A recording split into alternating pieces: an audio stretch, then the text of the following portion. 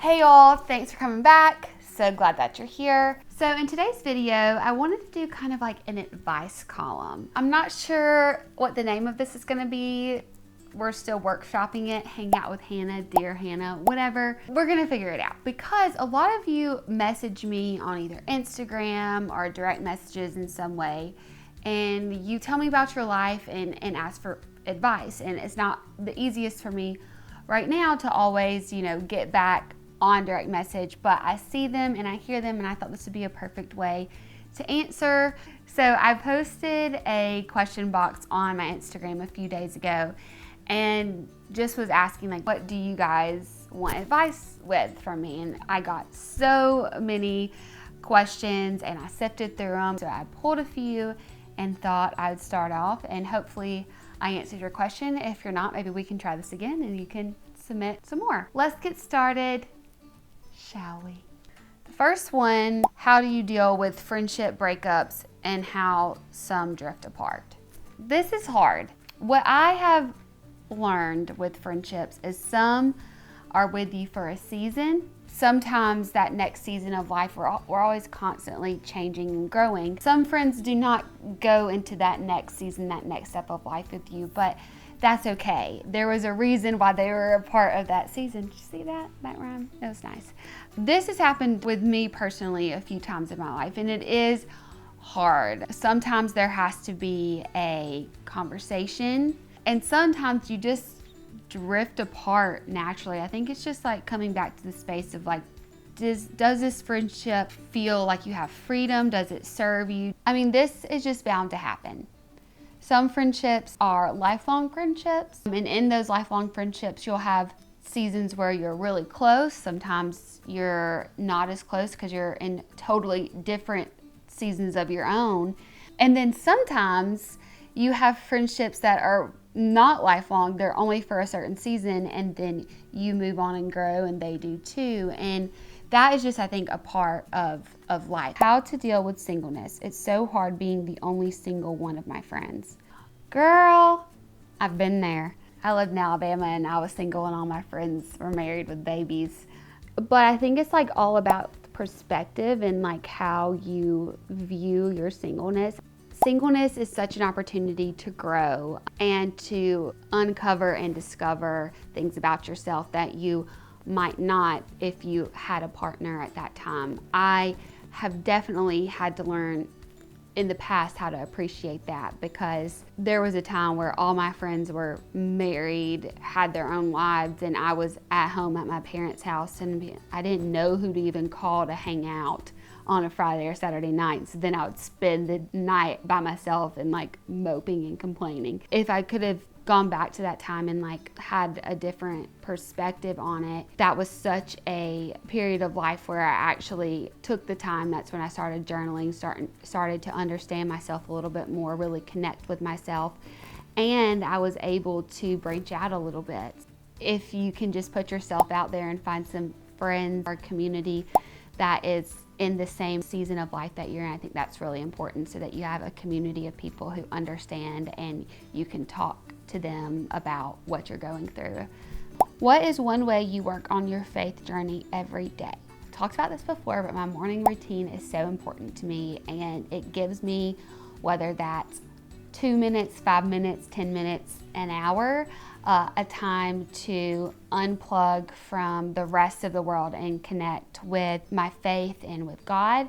So how I do that is through a daily devotion, through reading my Bible and prayer or meditation. So just trying to really make that a priority. And one of the first things that I do, it sometimes turns into an hour, but even if it's listening to a 2-minute worship song and really being intentional about what you're singing, what you're hearing, or reading just a verse in the Bible, and like, it's all about the intention behind it. I talk about my morning routine in a recent YouTube video that you can check out, and talk about what I do to unplug and connect in the morning, because that just helps not only in your faith, but just in your total mental health. How are you balancing new relationships and staying independent and focused on work? Here's a disclaimer. I'm not an expert. I love that you are asking me these questions because I'm very self-aware and brutally honest about myself. I'm not the best at balance, but I do know ways to help get myself balanced. Earl, get back in there. You look pretty. Aww. Well, my work and new relationships just sometimes just aren't quite balanced. They just come in and go out. Okay, Hannah, focus. Well, we're working on it. So how I balance it is making sure that my new relationship is aligned with my life. If you bring in a new relationship, whether that's a friendship, a romantic relationship, or even a new business partner, they need to be aligned with your goals, your dreams, and that's like independent of them being a new addition. So if they are aligned, and then it's going to be easier to balance because they're going to just be just as excited and encouraging for you to achieve your goals and dreams in your work life. I have people in my life that are very aligned with my work, but sometimes I distract myself. So I think also like being self-aware. What is shifting the balance? Is it really the relationship, the new relationship, or is it like how you're setting your priorities and distracting yourself? And why are you distracting yourself? That's something that I'm working on too. So we can work on it together. How to not be nervous on a first date. I love you. I love you too. When I go into a first date, I don't really try to put on a show. Honestly, really didn't date that much before I was on a show for dating. What I learned is that like when you're dating for a relationship, it's really important to just go in and be yourself. Like if you're nervous, say you're nervous. If you're like, I don't really know why I'm talking so much, just say that. Once you like are very honest with where you're at, if that's you're nervous, if you're like, hey, I haven't been on a date in a while, like this is new to me. I think once you just say that, then it almost like takes the nerves away right after. Even with my first date with Adam, like I was late for the date, frantic.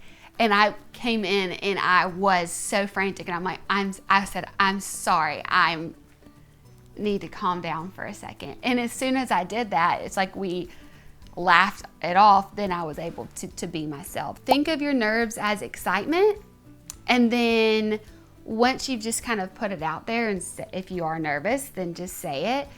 It'll really just help the date like not have so much pressure. Because you're not trying to pretend like you're not nervous. Okay, this question is, how do you learn to love your body exactly how it is? Speaking from experience, I have had a tumultuous relationship with my body. To be honest, I have just like hated my body. And I can tell you one thing, hating your body is not gonna fix it. Being so hard on yourself, and even when you get to what you think is your right size, you're always going to find something wrong with it if you don't like love your and appreciate your body. I think it's really about appreciating what your body can do, how it can heal, how it can be exactly what you need for whatever you're going through.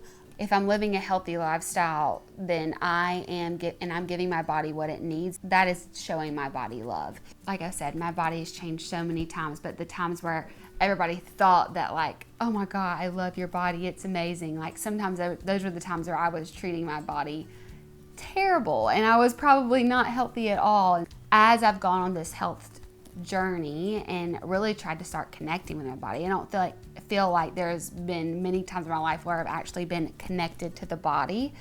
It's been really cool to see how it has served me in so many ways, and it started to flow and have movement, and that is so much better than having a body that like other people love or other people praise, and it's not actually like serving you in any way. So I think just really like another thing of just like changing your perspective of what your body is for, and it's not for being a size 0 if that's not how your body was made, but it's to help you live an abundant life that is healthy and nourished and feels loved. How do you know the difference between a bad partner and just typical ups and downs? Ooh, I'm a little nervous while you're asking this question. The good relationships that I haven't been in, I've never thought of them as a bad partner or somebody bad to me. It obviously maybe didn't work out, but the typical ups and downs are like having a disagreement and it not like escalating, but it just being a disagreement, or kind of getting annoyed of each other because you've been together too long and need to have like your own me time and hanging out with different friends. But like, I don't think that would ever make me think I had a bad partner. If you're asking that question, you probably do have a bad partner, I would think. I don't think that there's ever like a question there. Meeting people in a new city, you got to put yourself out there. It's harder now, but I love talking to strangers. I will, like, if I'm in line at the supermarket and somebody looks cool, like, I'll strike up a conversation and say something about what they have in their grocery cart. Like, oh my gosh, I love LaCroix too. What's your favorite flavor? Where do you live? Cool. And then see where it goes. If it doesn't go anywhere, nah, it's okay. But I think you just have to put yourself out there. Find things in your community that you can go to, especially now that the world's kind of opening back up.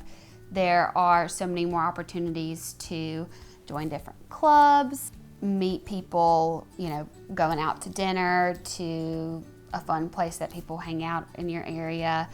But like getting involved in some type of like community organization, volunteering, and I think like a gym or like a workout place, like your favorite type of workout, you'll meet people that are like-minded like you.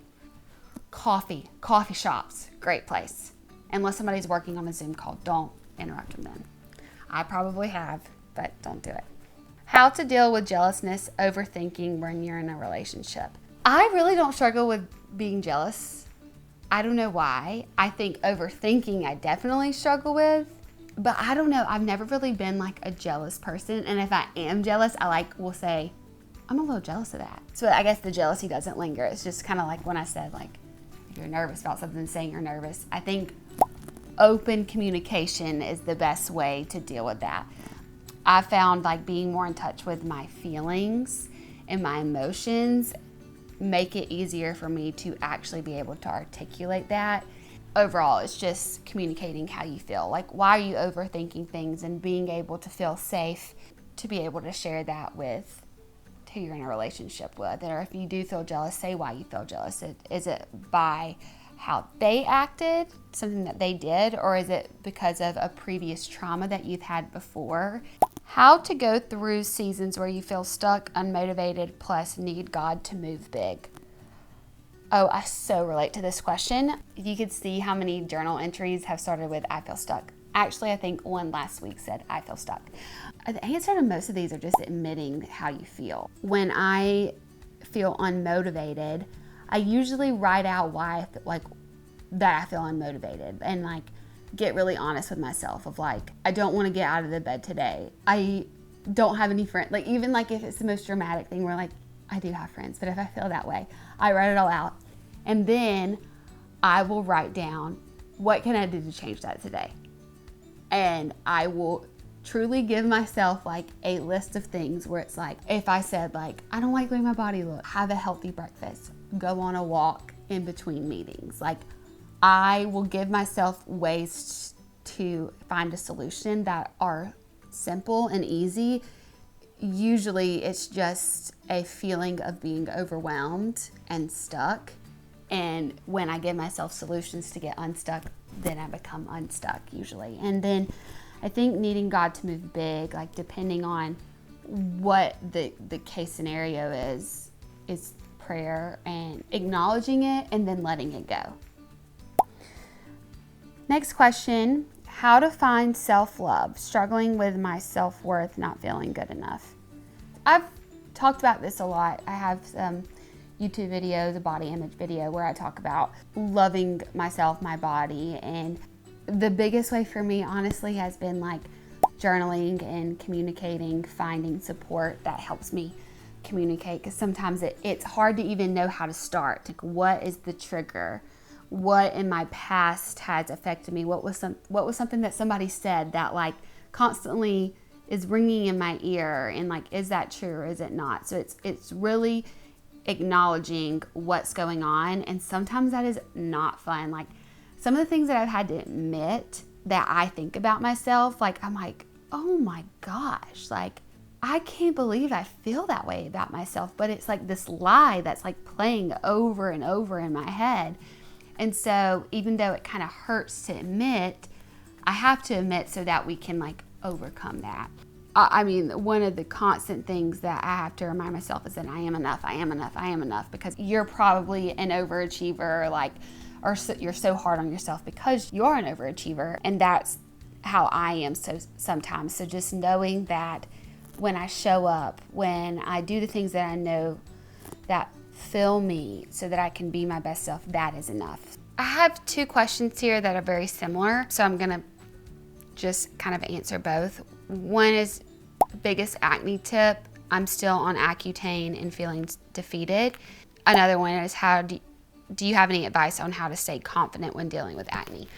I have a previous video where I talk about my journey with acne, and it was so hard. I felt like I was wearing a mask. Seriously, like it was everywhere, and it hurt. And now my skin, I don't know, like I don't really have any bumps, but like it is a constant battle. Even after being on Accutane, I remember it sometimes gets worse before it gets better. So just know that, and that like you might still just be in the part where it's not so fun, and just like trusting and just listening to your body and what's going on. And if you need to get off of it, if it's not helping, like making that decision that serves you, and making sure that you do everything to keep moisture on your skin. I think that's really important when on Accutane.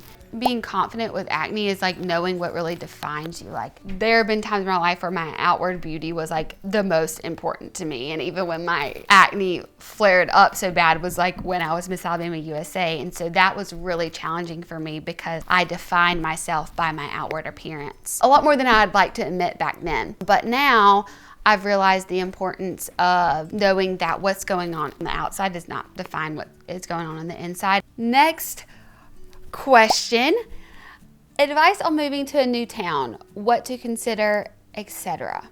I had never moved until I moved here to LA after my life had completely changed, and I definitely had some trial and errors in that.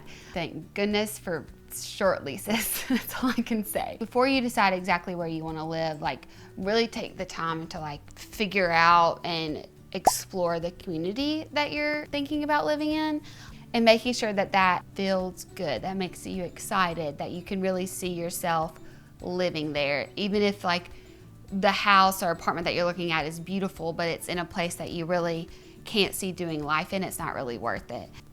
It's great to have a place that feels like home, but I think having a new home is so much more than just like the walls. It's really like when you walk out the front door, like how do you feel? Do you feel safe? Do you feel like the community really supports you? Once you do move, get plugged in. Even for me, like I have a yoga studio that I found that like know everybody there. I know all my neighbors around me because I want to feel like I belong, and you have to make those connections, even if it's just like knowing your neighbors' first names and finding a place, a church or a workout fitness center to go to that really makes you feel good.